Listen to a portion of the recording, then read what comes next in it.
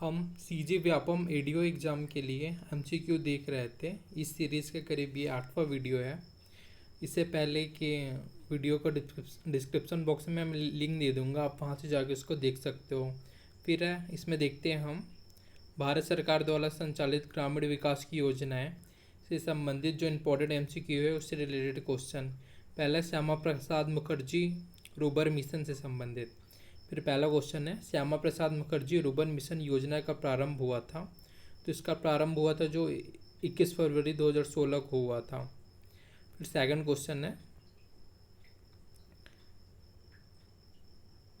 Shyama Prasad Mukherjee Ruben mission का प्रारंभ किस जिले में किया गया। तो इसका प्रारंभ जो है राजनांदगांव जिले में किया गया। फिर क्वेश्चन नंबर थर्ड है, श्यामा प्रसाद मुखर्जी रूबन मिशन योजना का उद्देश्य है।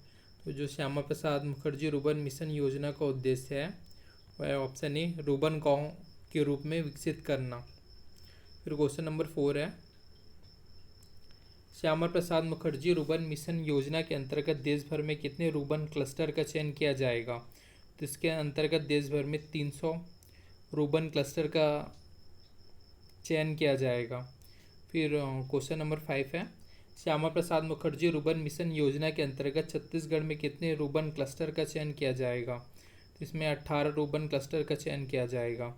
फिर question number 6, Shyama Prasad Mukherjee Ruben mission में राज्य सरकार द्वारा प्रथम चरण में कितने क्लस्टर का चयन किया गया। तो प्रथम चरण में जो क्लस्टर का चयन किया गया वो ऑप्शन सी है, 4 क्लस्टर का चयन किया गया। फिर क्वेश्चन नंबर 7 है, श्यामा प्रसाद मुखर्जी रूबन मिशन में मुरमुंदा जनजाति क्लस्टर किस जिले में है। तो ये मुरमुंदा जनजाति क्लस्टर जो जिला में है वो राजनांदगांव जिला है। फिर क्वेश्चन नंबर 8 है, श्यामा प्रसाद मुखर्जी रूबन मिशन के अंतर्गत राज्य सरकार द्वारा द्वितीय चरण में कितने क्लस्टर का चयन किया गया। द्वितीय चरण में 6 क्लस्टर का चयन किया गया। फिर क्वेश्चन नंबर 9 है, श्यामा प्रसाद मुखर्जी रूबन मिशन में भंवरपुर गैर जनजातीय क्लस्टर किस जिले में है। तो ये जो है महासमुंद जिले में है। फिर क्वेश्चन नंबर 10 है, श्यामा प्रसाद मुखर्जी रूबन मिशन के अंतर्गत राज्य सरकार द्वारा तृतीय चरण में कितने क्लस्टर का चयन किया गया। तो तृतीय चरण में जो क्लस्टर का चयन किया गया उसकी संख्या है 8। फिर question number 11, Shyama Prasad Mukherjee Ruben mission में मिरमुडा जनजातीय क्लस्टर किस जिले में है। तो ये जनजातीय क्लस्टर जो जिले में है वो है रायगढ़। फिर question number 12, Shyama Prasad Mukherjee Ruben mission में बसंतपुर जनजातीय क्लस्टर किस जिले में है। तो बसंतपुर जो जनजातीय क्लस्टर जिले में है वह है बलरामपुर। फिर क्वेश्चन नंबर 13 है, श्यामा प्रसाद मुखर्जी रूबन मिशन योजना में छत्तीसगढ़ में कितने जनजातीय क्लस्टर घोषित किया गया है। तो ये जो है 11 जनजातीय क्लस्टर घोषित किया गया है। फिर क्वेश्चन नंबर 14 है, श्यामा प्रसाद मुखर्जी रूबन मिशन योजना में छत्तीसगढ़ में कितने गैर जनजातीय क्लस्टर घोषित किया गया है। तो जो गैर जनजातीय क्लस्टर घोषित किया गया उनकी संख्या ऑप्शन डी 7 है। फिर 15 नंबर का क्वेश्चन है, श्यामा प्रसाद मुखर्जी रूबन मिशन योजना में जिले का चयन किसके द्वारा किया जाता है। तो जो है केंद्र के द्वारा, ऑप्शन ए जिले का चयन किया जाता है। फिर क्वेश्चन नंबर 16 है, श्यामा प्रसाद मुखर्जी रूबन मिशन योजना में रूबन क्लस्टर मैदानी तटीय क्षेत्र में कितने जनसंख्या में किया जाएगा। तो ये जो क्लस्टर है 25,000 से लेकर 50,000 जनसंख्या में किया जाएगा। फिर क्वेश्चन नंबर 17 है,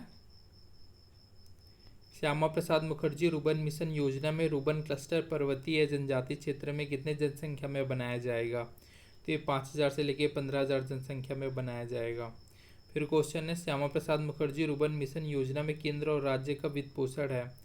तो श्यामा प्रसाद मुखर्जी योजना में जो केंद्र और राज्य का वित्त पोषण है वो 60:40 का वित्त पोषण है। फिर क्वेश्चन है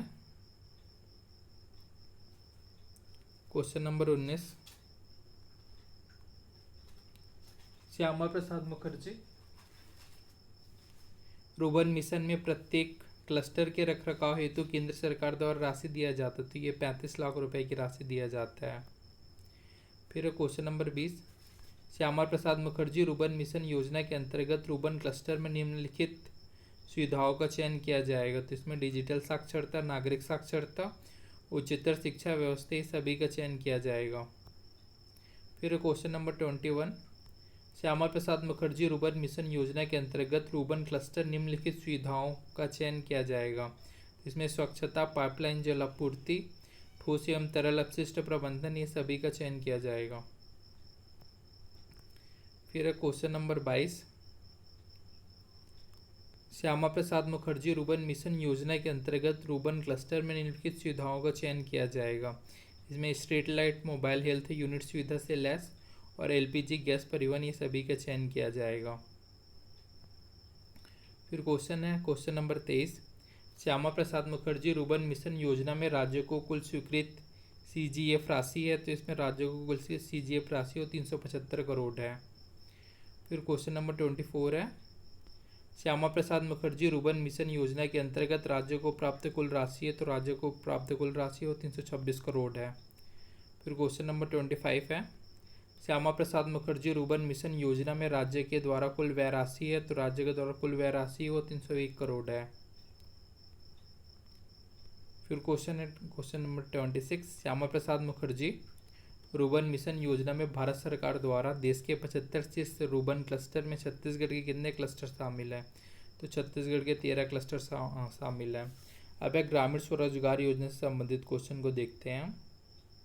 क्वेश्चन नंबर 1 है, ग्रामीण स्वरोजगार कार्यक्रम आरसीटी के अंतर्गत प्रशिक्षण कार्यक्रम हेतु निम्न कथनों में से सत्य कथन का चयन कीजिए। इसमें वर्ग 1 जो है 42.40 रुपये प्रति घंटा, वर्ग 2 हेतु है 36.50 रुपये प्रति घंटा, वर्ग 3 हेतु है 30.20 रुपये प्रति घंटे। ये जो सभी कथन है वो सत्य हैं। फिर क्वेश्चन नंबर 2 है, ग्रामीण स्वरोजगार कार्यक्रम आरसीटी का प्रारंभ कब हुआ था, तो इसका प्रारंभ जो हुआ था वो 2009 में हुआ था। फिर क्वेश्चन नंबर 3, ग्रामीण स्वरोजगार कार्यक्रम का उद्देश्य है, तो इसका उद्देश्य है बीपीएल हितग्राहियों को कौशल प्रशिक्षण देना। फिर क्वेश्चन नंबर 4 है, ग्रामीण स्वरोजगार कार्यक्रम किसके सहयोग से संचालित है, तो ये जो लीड बैंक के सहयोग से संचालित है।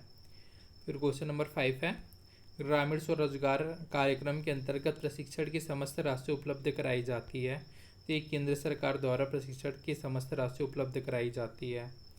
फिर क्वेश्चन नंबर 6 है, ग्रामीण स्वरोजगार प्रशिक्षण कार्यक्रम में वर्ग 1 के प्रशिक्षण हेतु राशि दिया जाता है, तो ग्रामीण स्वरोजगार प्रशिक्षण कार्यक्रम में वर्ग 1 के प्रशिक्षण हेतु जो राशि दिया जाता है वह है ऑप्शन ए 42.40 रुपये। फिर क्वेश्चन है 7, ग्रामीण स्वरोजगार कार्यक्रम के अंतर्गत वर्ग 2 के प्रशिक्षण हेतु राशि दिया जाता है, तो इसके लिए राशि दिया जाता है 36.50 रुपये है। फिर क्वेश्चन नंबर 8 है, ग्रामीण स्वरोजगार कार्यक्रम के अंतर्गत वर्ग 3 के प्रशिक्षण हेतु राशि दिया जाता है, तो 30.20 रुपये है। फिर क्वेश्चन नंबर 9 है, ग्रामीण स्वरोजगार कार्यक्रम में न्यूनतम प्रशिक्षण कितने घंटा दिया जाता है, तो यह जो है 200 घंटा दिया जाता है। फिर क्वेश्चन नंबर 10 है, 2023-24 में ग्रामीण स्वरोजगार कार्यक्रम में प्रशिक्षण देने का लक्ष्य था, तो 2023-24 में ग्रामीण कार्यक्रम में जो प्रशिक्षण देने का लक्ष्य था वो था 13,350। फिर है, वर्तमान में ग्रामीण स्वरोजगार योजना प्रशिक्षण कार्यक्रम में प्रशिक्षण प्राप्त कर चुके हैं, तो 9,898 लोग प्रशिक्षण प्राप्त कर चुके हैं। फिर क्वेश्चन नंबर 12, ग्रामीण स्वरोजगार कार्यक्रम में प्रशिक्षण प्राप्त करने की पात्रता है, तो 18 से 45 वर्ष, बीपीएल परिवार के सदस्य, बेरोजगार युवा, ये सभी इसके लिए पात्रता है। फिर है, 2023-24 में ग्रामीण स्वरोजगार कार्यक्रम में प्रशिक्षण प्राप्त कर अपने स्वरोजगार प्रारंभ कर चुके हैं, तो इसमें जो प्रारंभ कर चुके हैं वो 2391 लोग हैं।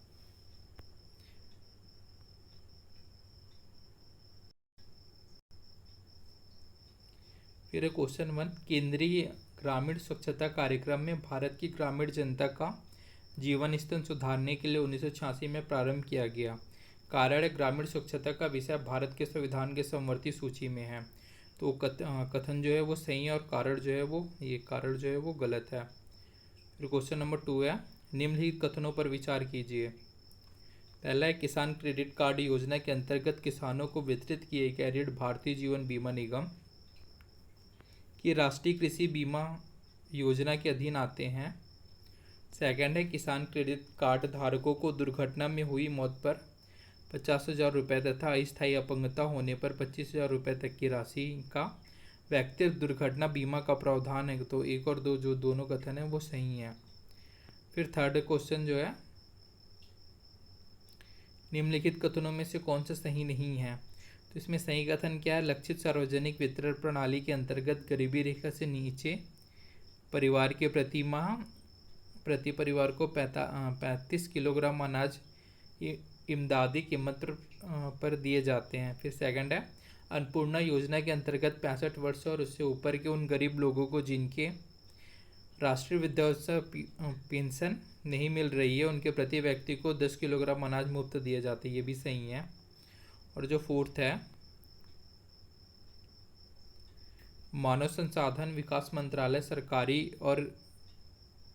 सरकारी सहायता प्राप्त विद्यालय में पढ़ने वाले कक्षा 1 से 5 तक के विद्यार्थियों के हित के लिए दोपहर की भोजन की आर्थिक सहायता प्रदान करता है। ये भी सही है। और जो गलत कथन है वो है, सामाजिक न्याय और अधिकारिता मंत्रालय की योजना के तहत अनाथालय जैसे कल्याणकारी संस्थाओं में रहने वाले गरीब लोगों को प्रति व्यक्ति प्रति माह 15 किलोग्राम अनाज गरीबी रेखा से नीचे की जीवन दरों पर दिया जाता है। ये जो ऑप्शन सी है वो गलत कथन है। फिर है, इसमें सुमिलित करने के लिए बोल रहा है। तो जो स्वजल धारा योजना है ये ग्रामीण जलापूर्ति से संबंधित है। हरियाली योजना जो है वो वाटरशेड प्रबंधन से संबंधित है, ये हो जाएगा। फिर है, स्वर्ण जयंती ग्राम स्वरोजगार योजना जो है ग्रामीण स्वरोजगार से संबंधित है, ये 100 हो जाएगा। प्रधानमंत्री ग्राम सड़क योजना है वो ग्रामीण संपर्क से संबंधित है, ये 2 हो जाएगा, ऑप्शन ए जो है। फिर देखते हैं क्वेश्चन नंबर 5, प्रधानमंत्री ग्रामोदय योजना में सम्मिलित नहीं है। तो इसमें जो लघु उद्योग है वो सम्मिलित नहीं है। बाकी बेसिक शिक्षा, पोषाहार, पेयजल तथा स्वास्थ्य और ग्रामीण सड़कें तथा आवास जो है इससे संबंधित है। अभी इसको सुमेलित करना है।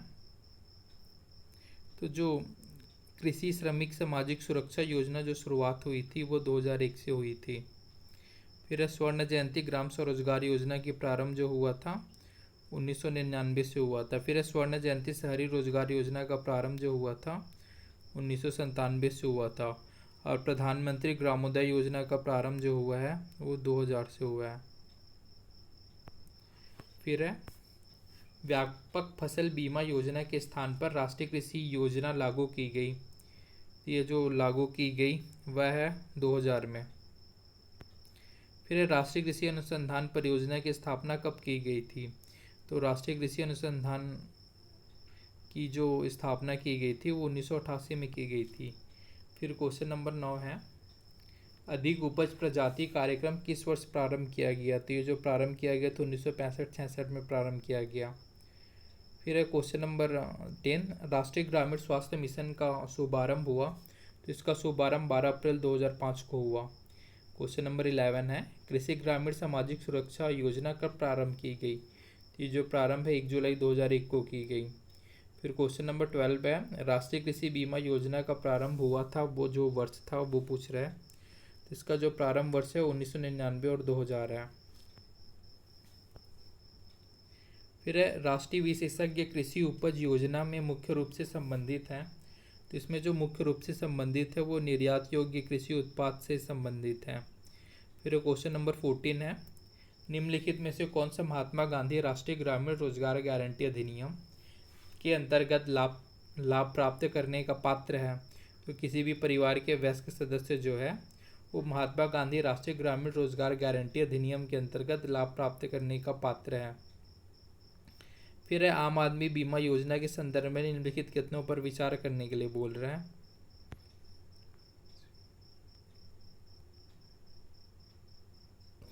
और इसमें से बोल रहा है सही कथन कौन सा है। तो इसमें सही कथन इसको देख लेते हैं। ये 1 और 3 जो सही है। 1 में है, इस योजना के अंतर्गत बीमाकृत व्यक्ति भूमिहीन ग्रामीण कुटुंब के परिवार का मुख्य अथवा कमाऊ सदस्य होना चाहिए। और सेकंड है, योजना में बीमाकृत व्यक्ति की कक्षा 9 से 12 के बीच पढ़ रहे 2 बच्चों तक के लिए निःशुल्क छात्रवृत्ति का प्रावधान है। ये जो दोनों हैं वो सही है। फिर क्वेश्चन नंबर 16, राष्ट्रीय ग्रामीण स्वास्थ्य मिशन के संदर्भ में प्रशिक्षण सामुदायिक स्वास्थ्य कार्यकर्ता आशा के निम्नलिखित में से कौन से हैं? तो इसमें जो आशा हैं वह हैं, उनके जो कार्य उनको पूछ रहे हैं। स्त्रियों को प्रसव पूर्व देखभाल जांच के लिए स्वास्थ्य सुविधा केंद्र साथ ले जाना और पोषण एवं प्रतिरक्षण के विषय में सूचना देना, ये जो है स्वास्थ्य कार्यकर्ता आशा वर्कर के कार्य हैं। फिर क्वेश्चन नंबर 17 है, इसमें भी पूछ रहा है, सही उत्तर को पूछ रहा है। ये राष्ट्रीय ग्रामीण आजीविका मिशन ग्रामीण क्षेत्रीय निर्धन के आजीविका विकल्पों को सुधारने को किस प्रकार का प्रयास करना चाहिए? तो इसमें ऑप्शन 2 सही है। इसमें 2 है, स्व सहायता समूह के सशक्त बनाकर कौशल विकास की सुविधाएं प्रदान करके। फिर क्वेश्चन है क्वेश्चन नंबर 18, निम्नलिखित युग्मों पर विचार कीजिए, इनमें से कौन से सुमेलित है पूछ रहा है। तो ऑप्शन बी सुमेलित बी 3 है। वर्षा पूरित क्षेत्रों हेतु राष्ट्रीय जल संभर, तो ये ग्रामीण विकास मंत्रालय विकास योजना के अंतर्गत ये आता है, विकास परियोजना के अंतर्गत ये आता है। फिर है यहाँ एकीकृत जल संभर विकास कार्यक्रम को कार्यान्वित करने का क्या लाभ है? तो इसका लाभ है ऑप्शन सी यहाँ आंसर है, मृदा के बह जाने की रोकथाम, वर्षा जल संग्रहण तथा भौम जल स्तर का पुनर्भरण, और फिर है प्राकृतिक वनस्पतियों का पुनर्जनन। फिर है राष्ट्रीय खाद्य सुरक्षा मिशन की शुरुआत किसकी वस्तुओं के उत्पादन को बढ़ाने के लिए की गई? तो इसकी शुरुआत जो है गेहूं, चावल, दाल, ये सभी के उत्पादन को बढ़ाने के लिए की गई। फिर क्वेश्चन नंबर 21 है, सूची 1 और सूची 2 को सम्मिलित कीजिए। फिर है राष्ट्रीय ग्रामीण स्वास्थ्य मिशन जो है ये 2005 में प्रारंभ किया गया। फिर राष्ट्रीय सामाजिक सहायता कार्यक्रम ये 1995 में प्रारंभ किया गया। स्वर्ण जयंती ग्राम स्वरोजगार योजना का प्रारंभ 1999 में किया गया, और संपूर्ण ग्रामीण रोजगार योजना का प्रारंभ जो है 2001 में किया गया। फिर है क्वेश्चन नंबर 22, निम्नलिखित में से कौन सी वाटरशेड विकास परियोजना भारत की केंद्र सरकार द्वारा प्रायोजित है, जिनका उद्देश्य ग्रामीण आबादी को पानी के संरक्षण के लिए सक्षम बनाना है? तो ये जो है हरियाली। फिर क्वेश्चन है क्वेश्चन नंबर 23, जल जीवन मिशन योजना किस वित्तीय वर्ष के केंद्रीय बजट में घोषित की गई थी? तो ये जो है 19-20 के केंद्रीय बजट में ये घोषित की गई थी। फिर 24 है, 1 अप्रैल 2022 को भारत सरकार द्वारा शुरू की गई अटल भूजल स्कीम में सहायता उपलब्ध कराने वाली संस्था है। तो ये जो है विश्व बैंक सहायता उपलब्ध कराने वाली संस्था है। क्वेश्चन नंबर 25 है, प्रधानमंत्री किसान सम्मान निधि योजना किस तारीख को शुरू की गई? तो ये जो है उपरोक्त में से कोई नहीं, यह जो योजना प्रारंभ की गई थी 1 दिसंबर 2018 से लागू की गई थी।